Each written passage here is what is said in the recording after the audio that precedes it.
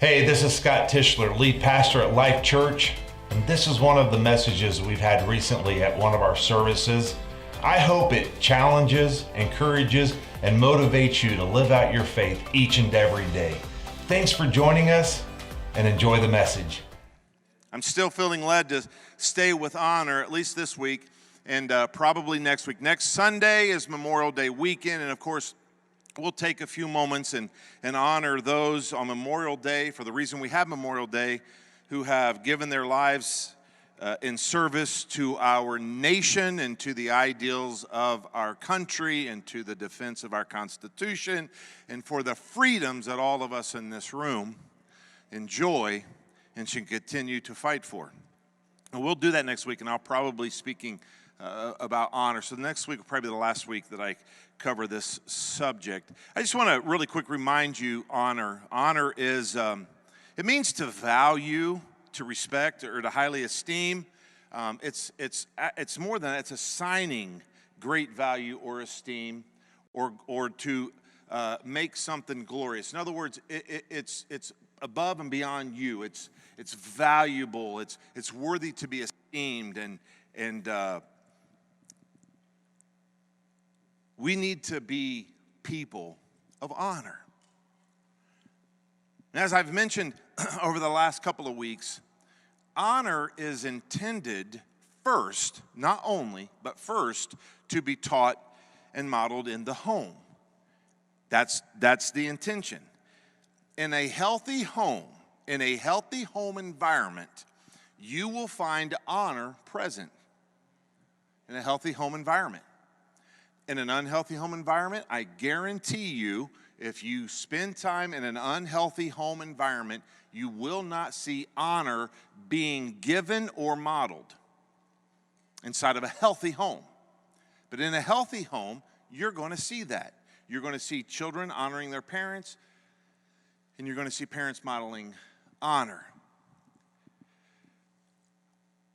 In our nation right now, and again, I really don't want to drag this down too much, but we have lost the concept of honor because first and foremost, we don't have it in our homes.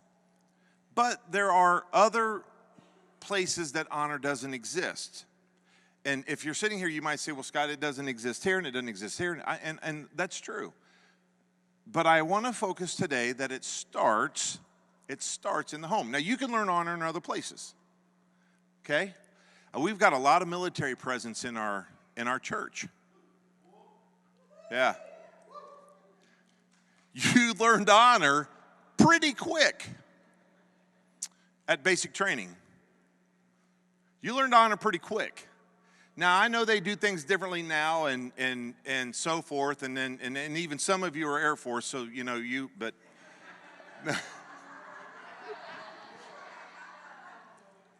that's for Pastor Mike. He and I have had a 10-year journey of joking about that. But anyways, I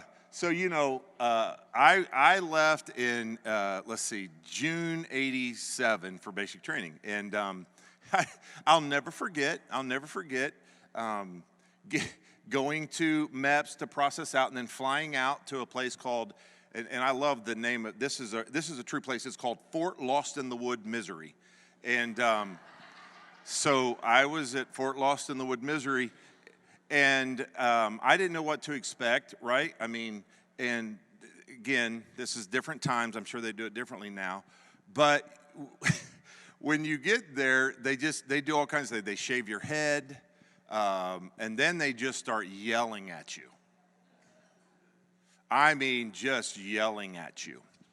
And anyways, I just want to tell this one quick story because it's funny, but they put us in something called cattle trucks, so we called them cattle trucks.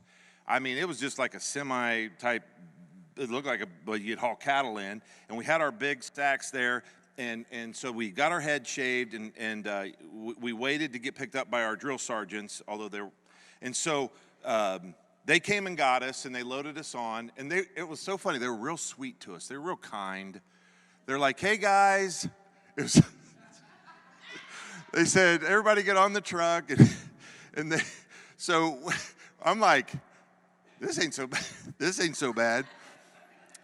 We get on the truck, and they tell us to put our faces down in our bags and not to look up. So we're all riding, faces. And all of a sudden I hear, and our drill sergeants for our platoon or company, they're in there. All of a sudden I hear him, "What are you looking at?" And of course, you want to look, but you don't dare look. I heard him say, "Are you looking at me? Hey, boy, are you looking at me?" And then I hear this, "No, drill sergeant." Or he said, "Do you think I'm good looking?"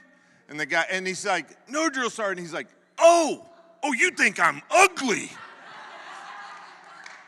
He's like, "No, drill sergeant." This part, I think he started crying. I don't know what happened. I'm dying laughing.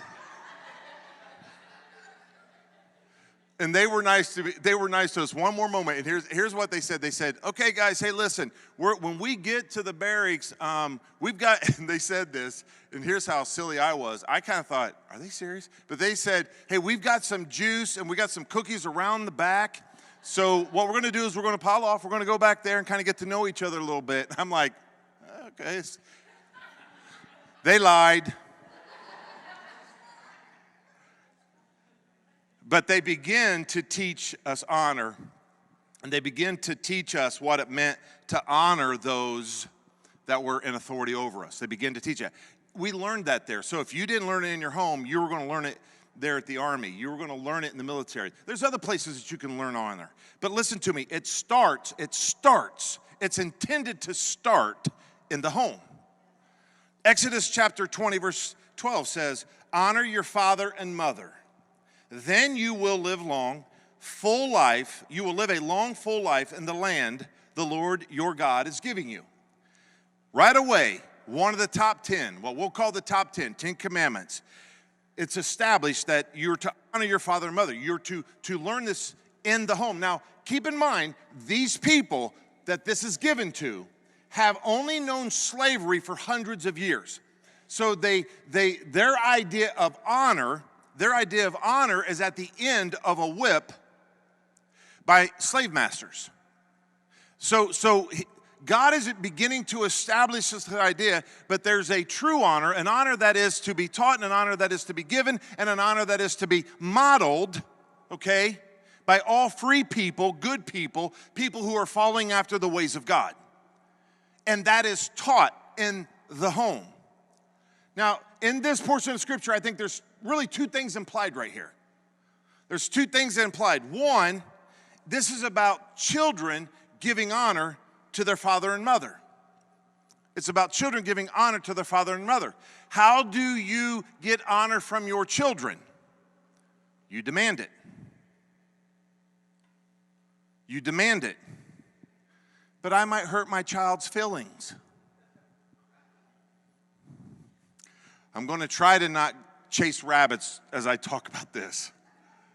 I'm going to try not to talk about crying rooms in our campuses because people get their feelings hurt around our name. I'm going to try not to go to the woke culture concept. I'm going to try not to go that everybody's triggered over every single thing. I'm going to try not to go there. If moms and dads will begin to demand the honor in the home that's supposed to be given and done it at a young age, bringing them up, then you're going to see a major shift and change.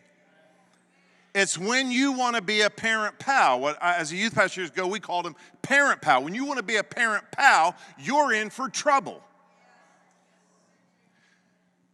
My kids, my 4 kids, this is the truth, okay?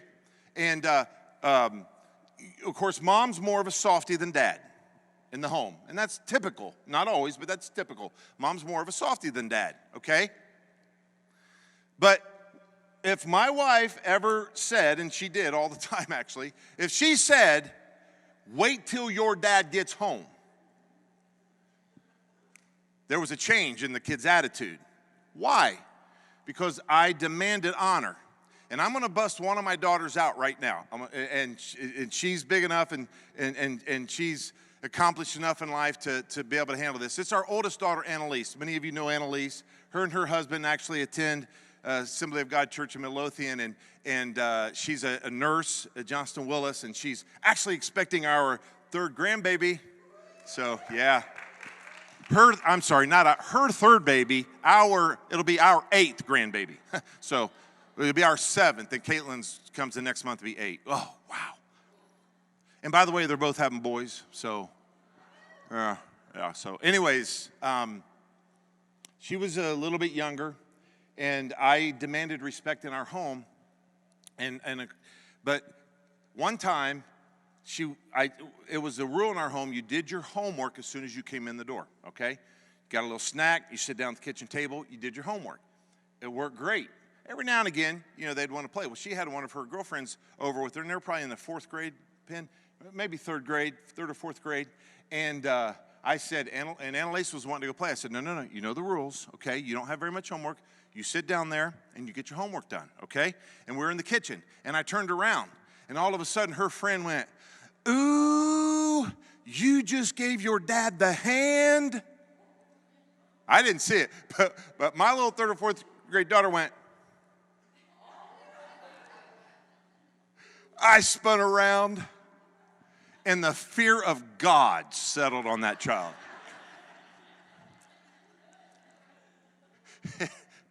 and she got a spanking. Yeah, I know, I'm terrible, but she got a spanking. And she never gave me the hand ever again. And to this day, as a beautiful young married woman, mother of 2, about to be 3, accomplished nurse, just got a new position there at Johnston Willis. She loves, honors her father. It was taught. It's taught. It's taught at a young age.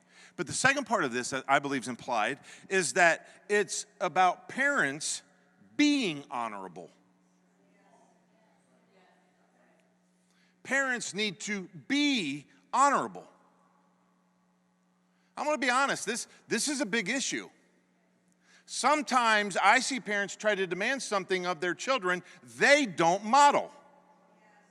And I know it's the old do as I say, not as I do type concept. I'm going to tell you, it doesn't fly. It doesn't work. It creates confusion in the mind of a child. I'm expected to show them honor, but they're not honorable. What are some ways that we see parents not honorable, not being honorable? Well, we see it when it comes to teachers. We see it all the time, Pastor Mike. If their teacher gets, if a student gets a bad grade, the parents lose their minds and disrespect and dishonor the teacher in front of the children. Well, your teacher just doesn't know how to teach you. They're very dishonorable. They want to be honored in the home, but they're not giving honor. They're not honorable. We can talk about government officials. Something I struggle with. I'm going to be honest. I'm not going to stand up here and be hypocritical. I'll be honest with you. There are things about certain political people I have a hard time not expressing dishonorable views. My kids are older now. That's the excuse I use. But to be honest, God's called me to be honorable towards them. Let me throw something out there that, it's controversial, at least in society. It's not controversial at all for me. You need to be honorable to the police. I'm just going to be honest.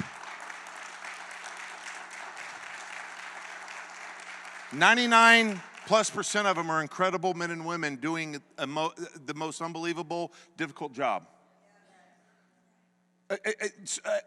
Not even hardly a sliver of them are actually not do their job well. That is accentuated, that's promoted, that's put out there, that's lifted up. But let me tell you something, and I know we have had police officers come and talk to our students here at our school to help them understand this. Listen, if there is something that is wrong about your encounter with the police officer, you think they're rude, you think they're disrespectful, you think they violated your rights, there is a time and a place to challenge that. But in the moment is not that time. In the moment is not that time for you to resist. You take your ticket, okay? If they think you've done something wrong and you're getting cuffed, let them cuff you. Go and then fight the battle. Show that honor. You'll be surprised at how often that honor will come back to you, though. when you do it right. But this is happening with adults, okay? And so it goes down to our kids. Listen, we have got to have children that honor, and we got to have parents that model honoring. Paul says this, fathers, in Ephesians 6:4, don't provoke your children to anger by the way you treat them. Rather, bring them up, model this honor, bring them up with discipline and instruction that comes from the Lord. Be honorable. When kids aren't taught to honor their parents, listen, we got all kinds of problems. Lawlessness, hopelessness, a whole mess for those kids, and to be honest, for our society as a whole. So we've got to focus on doing this. How else, really quick, do parents model honor towards each other? Husbands, honor your wives. And wives, respect and honor your husbands. Will you have disagreements? Yeah, I'm sure. Whenever two people live that close together, there's going to be friction. Do you know, Penny and I rarely, and one of our kids are here in the front, we're with her, they rarely heard us going at it. Oh, they snippets of us disagreeing, but not going at it, right? We save that for when hopefully they weren't there. Not that we even go, I shouldn't even make it sound weird. I can't remember the last time we had a knockdown drag-out argument, honestly. Now, the neighbors heard us disagree the other night, but it wasn't a knockdown drag-out. That's a joke. But listen, we're not seeing this. We're seeing husbands dishonor their wives. We're seeing wives not respect, not honor their husbands. And this is modeling into the lives of our kids. And when it's modeled there, it's what you model is what they're going to do.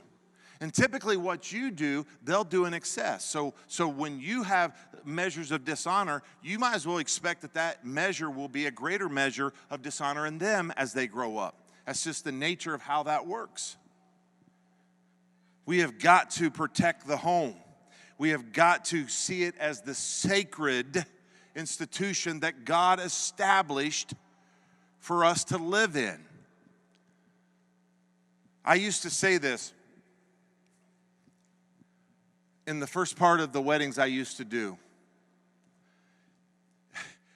I only did it once, and I got permission ahead of time to say it, but I stood up one time and I said, marriage, an institution established by God for a man and a woman to live in together. And then with a dramatic pause, and I looked out over this big crowd. This is my very first wedding I ever did. I looked and said, but who wants to live in an institution?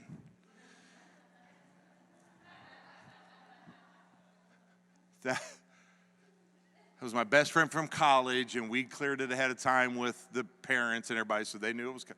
But seriously, God established marriage, the honor of marriage, the honor of husband and wife, before there were cities, governments, even before there's a church.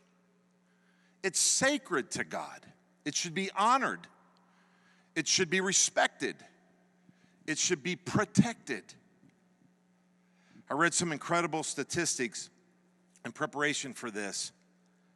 By 2018, 71% of all children, this is from the U.S. Census Bureau, not a church research. This is 71% of all children born in the United States were born into non-marital homes.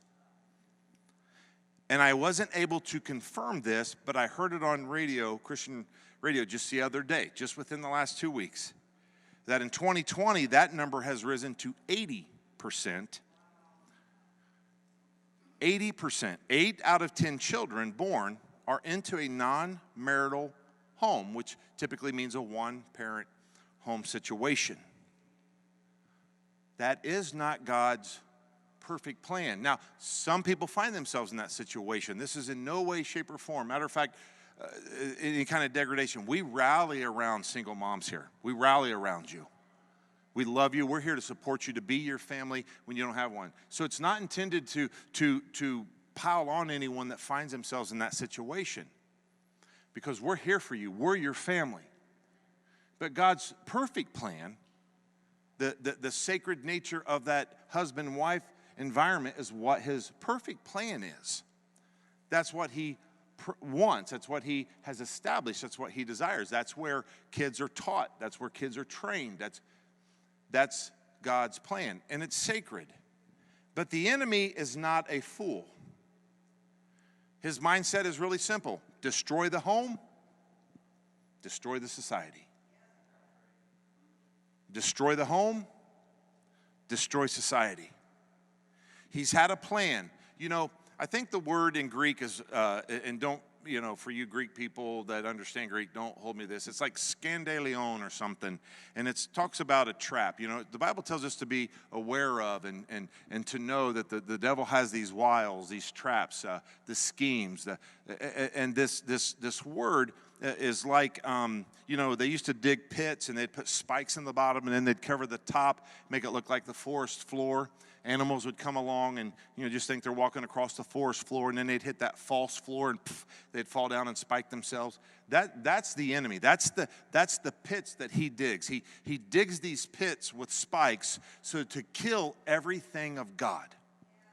To kill the establishment of marriage, to bring down the honor of fathers and mothers, to have kids raised up not in the fear and admonition of the Lord. And there's a scheme of the devil that is being played out before our very eyes. 1960, 88%. 1960, 88% of all kids were born into a marital two-family home. 1960.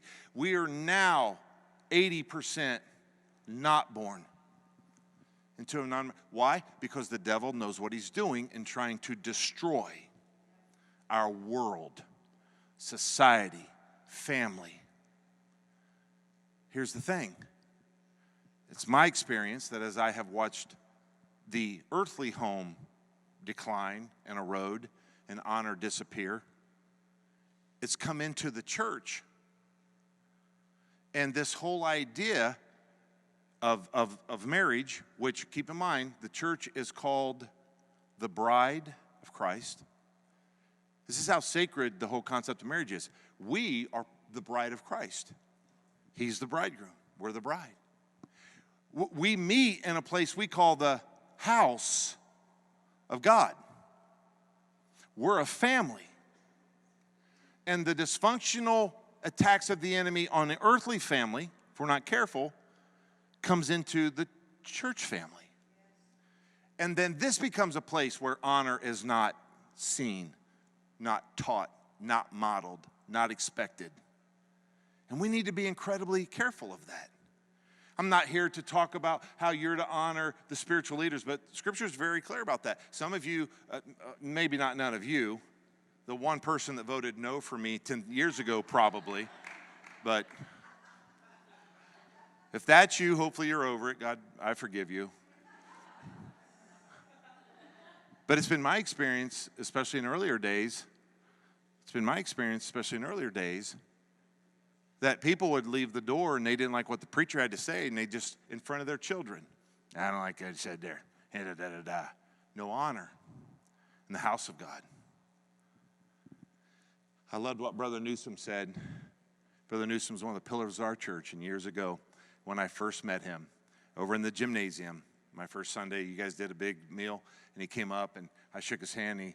You guys, those of you that knew him, such an awesome guy. And he had that old Southern, I can't even do it. His grandson Dallas does it great. I can't do it. He said, Pastor, he told me he was one of the founding members of the church. I said, wow. I said, I bet you've seen some good pastors come through here then. And he looked at me and he grabbed my hand. He had a big hand like mine, but it was thicker, but not as, and he put his other hand on my arm. He said, Pastor, they were all good. And I went back and sat down next to my wife, and I told her, and I said, I want to be like that. So that I see other pastors, and I'm like, I may disagree some theological issue, but they're good. God's got his hand on them. I pray for them.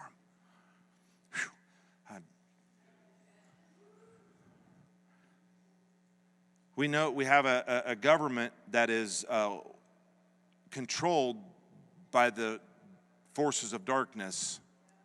We have governmental factions and stuff that want to bring the destruction of the family into play. They have no longer hid it. It used to be a hidden agenda. Now it's you can go on their websites. I decided not to do it. I actually took screenshots of prominent websites that stated goal, one of their stated goals is the destruction of the nuclear family, which is the father, mother, children, nuclear family. I mean, it was there. Now, I've since been told recently they took it down, this major group took it down off their website, but it's all Marxist ideology. It is intended to destroy the place where children are to learn so that they can bring their humanistic, Marxist, anti-God teaching to your children and their children. That's the family is part of that protection. The church. I don't want to go into that anymore right now. I want to transition to the idea of a heavenly Father. We've talked about earthly fathers. We've talked about our homes. We're talking now about the house of God, and the house of God is overseen by Abba Father. Abba Father is the father of his church, of this house. Today is Pentecost Sunday.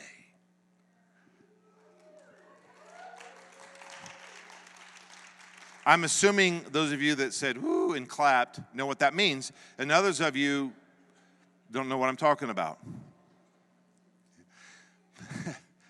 Pentecost Sunday, let me talk about this for just a moment, and I'm actually tying it into this, so watch this. Pentecost Sunday is the day that we celebrate the giving, the outpouring